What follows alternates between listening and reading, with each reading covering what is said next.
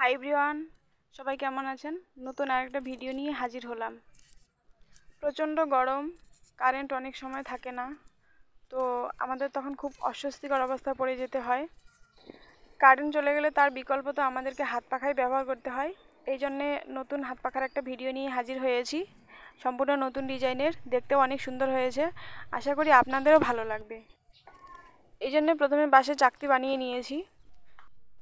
এরপর চাকতিটাকে একটা সুতি কাপড় দিয়ে পেঁচিয়ে নিয়েছি, কারণ হচ্ছে শুধু সুতোগুলো বাঁশের চাকতির সাথে আটকে থাকবে না, বেশি ভালো হবে না। এই পাখাটা বানানোর জন্য আমি মোটা সুতোগুলো ব্যবহার করেছি, যেটা আমাদের এদিককার তাঁতিরা কম্বল বানায়। কারণ হচ্ছে তাহলে পাখাটা খুব সহজে বানানো যাবে, বেশি সময় লাগবে না। যেহেতু এগুলো মোটা সুতো, তাই আমি 8 সুতো দিয়েছি এবং তার সাথে 19 ঘর সুতো দেওয়া আছে। এই 19 ঘর সুতো দিয়েই পুরো একটা ফুল তৈরি হবে। দেখতে পাচ্ছেন যেভাবে সুতোগুলো আমি টেনে নিয়েছি একটা একটা করে, তো এভাবে 19 বার টেনে নিয়েছি। এক কথায় আমি জানি না কার ভাষা, মানে কার এলাকায় কিভাবে এগুলোকে বলে, তো আমার যেটা আঞ্চলিক ভাষা, আমি তো অন্য কিছু জানি না, তো আমি এটাই বলছি আর বোঝানোর চেষ্টা করছি। অবশ্যই আপনারা যদি কিছু বুঝতে না পারেন তাহলে আমাকে কমেন্ট করে জানাবেন।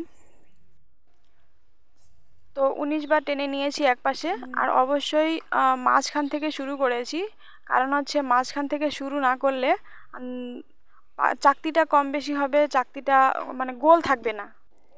এবার আরেক পাশের মাঝখান থেকে শুরু করলাম, টেনে নিচ্ছি সুতোগুলো সেই একই রকম সুতো দিয়ে, একই কালার, কারণ এই শুধু সাদা ফুলটা হবে মাঝখানে। কিভাবে ফুলগুলো তুলছি, কিভাবে সুতোগুলো টানছি, তো একটু ভালোভাবে খেয়াল করলেই বোঝা যাবে, খুব সহজে বানানো যাবে। এই পাখাটা বানানো খুবই সহজ, খুবই সহজ, আর খুব কম সময়ের মধ্যেই এটা বানানো যায়। তো তো মাঝখানে সুতোটা দিয়েছি প্রথমে, তারপরে মাঝখানেরটা বাদ দিয়ে তার দুপাশ থেকে আমি ঘরগুলো নিচ্ছি, সুতোর ঘরগুলো নিচ্ছি। এটা তো দেখাই যাচ্ছে,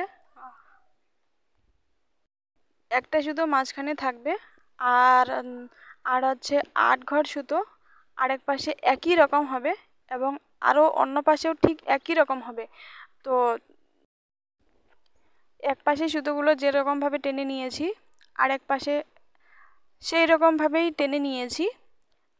কোনো কোনো আলাদা কোনো কাজ করতে হয় না, একই রকমভাবে কাজটা করে নিয়েছি, এবং এভাবে সম্পূর্ণ ফুলটা তৈরি হবে। আর দেখতে আমার কাছে খুব ভালো লাগে, আর আমার কাছে এটা খুব সহজ মনে হয়।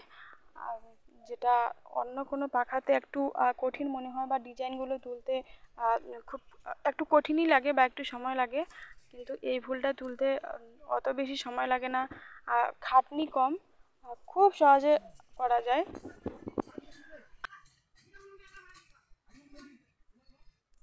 এই পাখাটা চাইলে যে কেউ বানাতে পারে, এবং খুব সহজে এটা বানানো যায়। আর যাদের গ্রামের বাড়ি তারা তো আরও পারবে, কারণ হচ্ছে গ্রামে যে কোনো জিনিস, গ্রামে বাঁশ বিশেষ করে পাওয়া যায়, যেটা শহরে অতটা বেশি পাওয়া যায় না।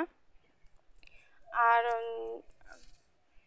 সুই সুতা তো সবার বাড়িতেই থাকে, তো আমি এখানে মোটা সুই ব্যবহার করেছি, একটু বড়, যেটা আমার কাজ করতে সুবিধা হয়। তো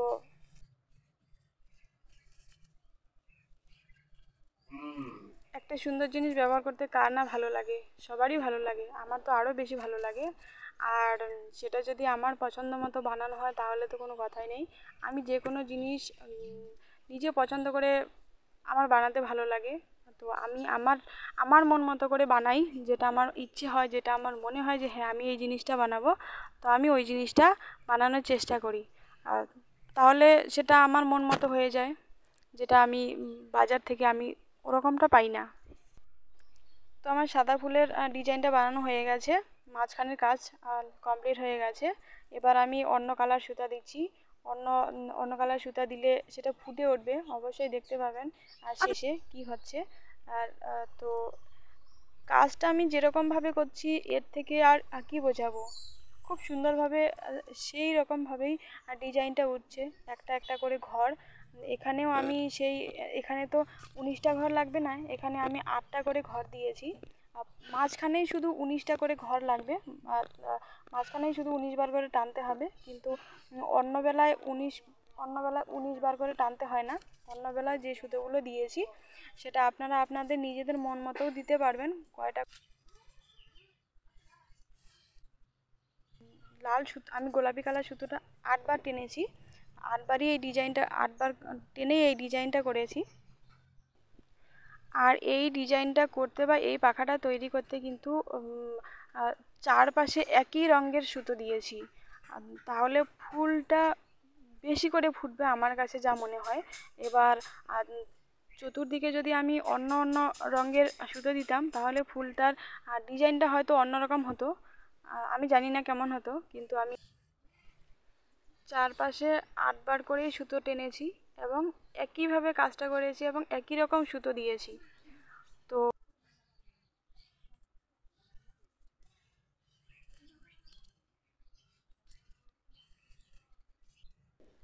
আমার হাতের কাজ কেমন লাগে অবশ্যই কমেন্ট করে জানাবেন, আর কেমন হয়েছে অবশ্যই জানাবেন, আমার ভালো লাগবে।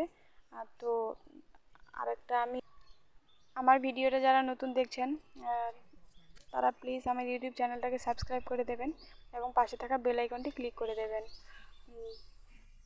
আমার পুরো পাখাটা বানানো হয়ে গেছে, আমি চারদিকে অন্য অন্য রঙের সুতো দিয়েছি এবং পুরো পাখাটা কমপ্লিট করেছি। এবার ছোট একটা চাকতি দিয়ে চারপাশে মুড়ি দিয়ে নিয়েছি সুই সুতো দিয়ে। তো এখন আমি পাখার ঝুল দেব, ঝুল কতটা দেব সেই অনুযায়ী লম্বা একটা কাপড় নিয়েছি। আপনারা আপনাদের পরিমাণ মতো ঝুল দেওয়ার জন্য কাপড় কেটে নেবেন। কাপড়টা কাপড়টা মাঝখানে মার্ক করে নিয়েছি কলম দিয়ে, যেন আমার বেশি খাটনি না হয় এই জন্যে। তো সেই মার্ক অনুযায়ী আমি কুচি দিয়ে সেলাই করে নিচ্ছি।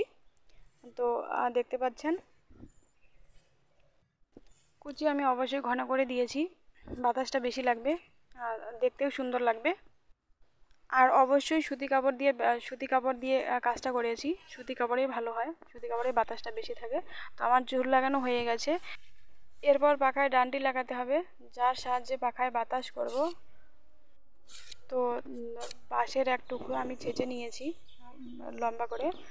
তো এবার মাঝখানে দুভাগ করে নিলাম, আর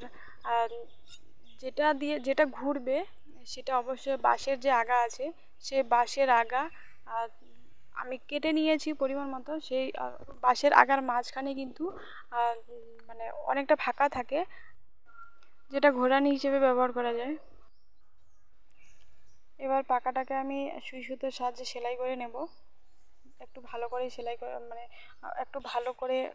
সেলাই করে নেব, যেন সহজে না খুলে আর যেন নষ্ট না হয়। তো এভাবে আমার পুরো পাখাটা কমপ্লিট হয়ে গেল, বানানো কমপ্লিট হয়ে গেল। এই যে আমার পাখার ফাইনাল লুক।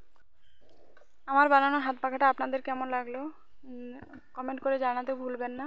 আর প্লিজ আমার ইউটিউব চ্যানেলটাকে সাবস্ক্রাইব করে দেবেন এবং পাশে থাকবেন। আরও নিত্য নতুন ভিডিও আসবে, সেগুলোও দেখতে ভুলবেন না। টাটা।